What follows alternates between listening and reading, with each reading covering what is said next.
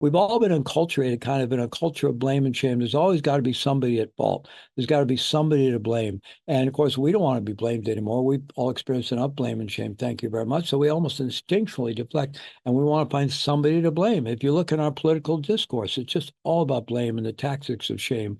And although I understand why people I get angry too. I get angry at this side or the other side, but I know that those tactics aren't going to lead us anywhere, right? And so for me, this notion of choice is about also it's recognizing, where am I complicit? Where am I? Not to blame myself, but radical responsibility it's not about blame. It's not about blaming others, obviously, but it's not one iota about blaming ourselves, and it's not about blaming victims. It's I look at, where am I complicit? What is my role? What am I contributing? Not to blame myself, but to learn. Because if I see, here we are, and I made this contribution to get it, well, I could do something different in the future. I'm trying to develop insight and wisdom into how life works, right?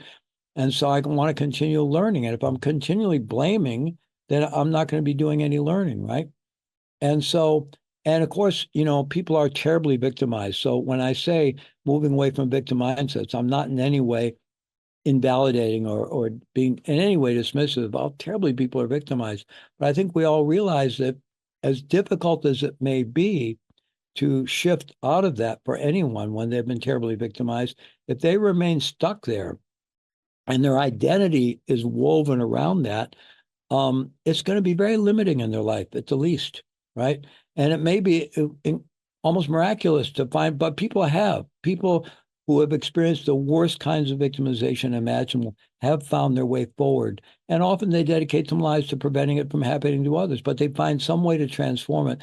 They find some way to not deny the fact that they're victimized, but embrace, okay, this is part of my life now. I have to take responsibility for healing myself, and it is my responsibility where my life goes forward, right? And so embracing that kind of choice, I think, is critical to our ultimate transformation, so we can stop looking for enemies and start owning all of our responsibility to heal ourselves and open the doors to healing for each other.